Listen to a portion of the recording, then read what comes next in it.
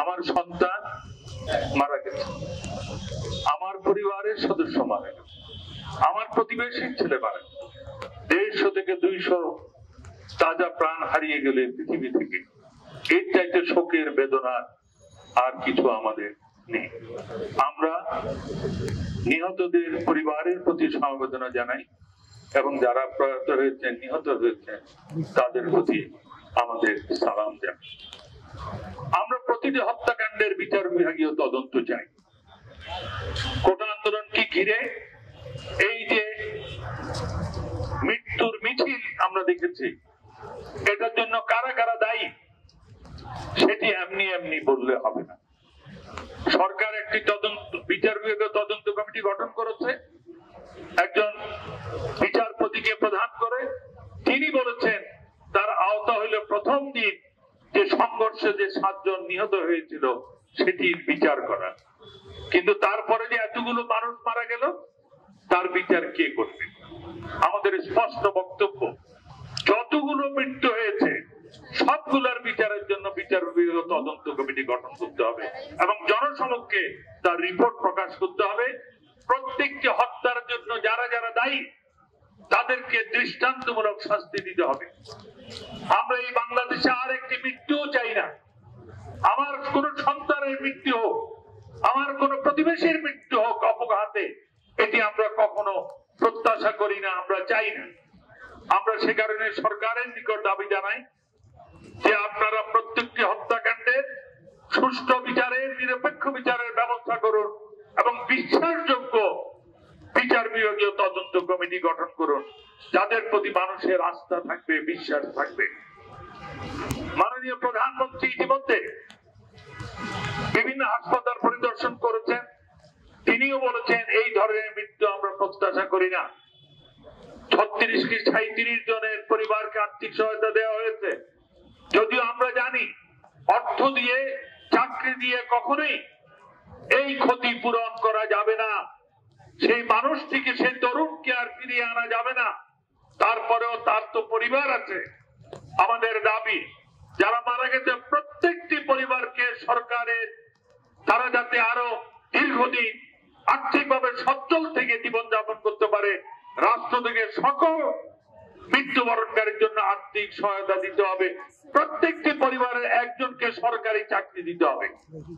এটি আমরা আজকে এই সমাবেশ থেকে জানাতে চাই। আমাদের আরেকটি বক্তব্য, যেটি আমার আগে প্রত্যেক বক্তা বলেছেন, জনাব নাসিরউদ্দিন ইউসুফ, তিনিও বলছেন যে কোটা নিয়ে সরকারের যে অবস্থান এবং আন্দোলনকারীদের দাবি, তার মধ্যে তো কোনো বৈপরীত্য ছিল না। সরকারও চেয়েছে, সরকার তো কোটা বাতিলই করেছে, তারপরেও একটি পক্ষ আদালতে মামলা দায়ের করার কারণে এটি আবার সামনে এসেছে। সুতরাং সরকার পক্ষ এবং কোটা আন্দোলনকারীদের মধ্যে যে একটি ঐক্যমত ছিল চিন্তার এবং সিদ্ধান্তের, সেটি কেন সংঘাতের রূপ নিল? কাদের কারণে নিল, কাদের অবহেলার কারণে নিল, সেটি খুঁজে বের করে তাদের বিরুদ্ধে যথাযথ সাংগঠনিক বা সরকারি সিদ্ধান্ত গ্রহণ করা বাঞ্ছনীয় বলে আমরা মনে করি। আরেকটি প্রসঙ্গ আমরা এর সাথে অবশ্যই আমাদেরকে আনতে হবে। ছাত্রদের এই আন্দোলনকে কারা বিপথে পরিচালিত করে নাশকতা এবং সহিংসতায় রূপ দিয়ে দিল? কেন বাংলাদেশ টেলিভিশনে আমরা দেখতে গিয়েছিলাম, আমাদের প্রত্যেকে কষ্ট লেগেছে। এই টেলিভিশনের প্রত্যেকটি কক্ষ এবং এখানে যা যা যন্ত্রপাতি আছে সবকিছু ধ্বংস করে দেওয়া হয়েছে। এই টেলিভিশন তো একটি ইতিহাস। এখানে আব্বাস উদ্দিন থেকে শুরু করে বাংলাদেশের সমস্ত শিল্পীদের গানের যেখানে আর্কাইভে সংরক্ষিত ছিল, আমাদের মুক্তিযুদ্ধের ইতিহাস, ভাষা আন্দোলনের ইতিহাস সব এখানে সংরক্ষিত ছিল। সত্য ধ্বংস করে দেওয়া হয়েছে, সত্য পুড়িয়ে দেওয়া হয়েছে। আমি আমার এই ইতিহাস কোথায় খুঁজে পাবো? তাহলে কারা আমাদের ইতিহাসকে পুড়িয়ে দিতে চায়? এটা তো এই যে রাষ্ট্রের সম্পত্তি, এগুলো তো কোন সরকারের সম্পত্তি না, কোন দলের সম্পত্তি নয়। এই সম্পত্তির মালিক এদেশের 18 কোটি জনগণ। এই সম্পত্তি ভোগ করবে এখন যারা তরুণ প্রজন্ম এবং ভবিষ্যৎ প্রজন্ম, তারাই তো এই সম্পদ গুলো ব্যবহার করবে।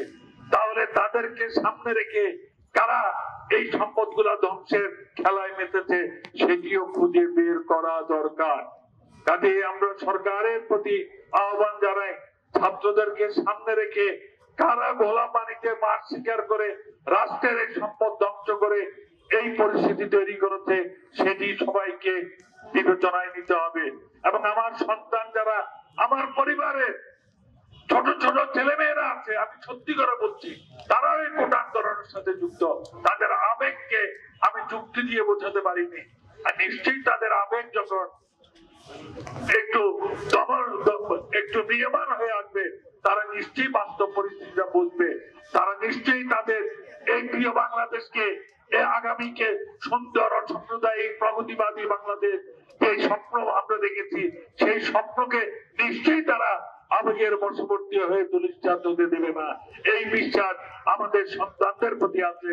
এই কথা বলে সম্মিলিত সাংস্কৃতিক জোটে সারা দেশে আমাদের যে সমস্ত কমিটিগুলো আছে তাদের প্রতি আমাদের আহ্বান, এই হত্যাকাণ্ডের সুষ্ঠু বিচারের দাবিতে এবং নাশকতা সৃষ্টির সাথে যারা যুক্ত তাদেরকেও চিহ্নিত করার দাবিতে আপনারা দেশব্যাপী আপনাদের মতো করে এরকম মানববন্ধন সমাবেশ তুলে মানুষকে বোঝার প্রকৃত সত্যটা কি সেটি আমরা মানুষের কাছে জানাতে চাই।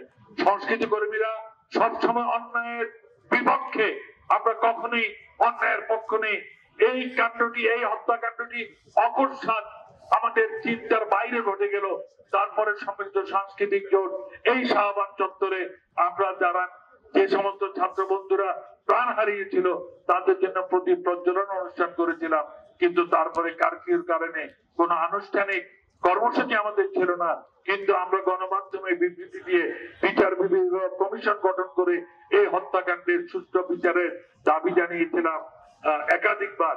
আমরা একটি মানবিক সমাজ চাই, আমরা একটি অসাম্প্রদায়িক সমাজ চাই, আমরা মুক্তিযুদ্ধের প্রজন্মদেরকে নিয়ে এই বাংলাদেশকে মুক্তিযুদ্ধের আদর্শের ভিত্তিতে গড়ে তুলতে চাই। এই আশাবাদ ব্যক্ত করে শান্তির বাংলাদেশ, হিংসা হত্যার বাংলাদেশ আমরা চাই না। আমরা চাই শান্তির বাংলাদেশ, সেই শান্তির বাংলাদেশ প্রতিষ্ঠার জন্য ৩০ লক্ষ মানুষ জীবন দিয়েছিল।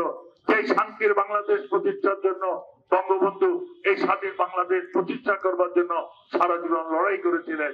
আমরা ৩০ লক্ষ শহীদের স্বপ্ন, সেই শান্তির, অসাম্প্রদায়িক, শোষণ মুক্ত, গণতান্ত্রিক, মানবিক বাংলাদেশ প্রতিষ্ঠার জন্য সংস্কৃতি কর্মীরা সারা জীবন লড়াই করেছে, আগামীটাও লড়াই করবে। এই আশাবাদ ব্যক্ত করে জাতীয় ভিত্তিক বিভিন্ন সংগঠন, এখানে 14টি জাতীয় ভিত্তিক ফেডারেশন এখানে আজকে যুক্ত হয়েছে, সংস্কৃতি চর্চার সাথে যুক্ত সব সংগঠনের নেতৃবৃন্দের প্রতি আমি সংগ্রামী অভিনন্দন জানিয়ে আজকে এই প্রদীপ প্রজ্বলনের মধ্য দিয়ে আমাদের এই কর্মসূচি সমাপ্ত হবে। আপনাদের সবাইকে সংগ্রামী অভিনন্দন জানিয়ে নিহত যারা হয়েছে তাদের প্রতি আবারও গভীর সম্মান প্রদর্শন করে এবং তাদের পরিবারের প্রতি সমবেদনা জানিয়ে আজকে সবার আনুষ্ঠানিক সমাপ্তি ঘোষণা করছি।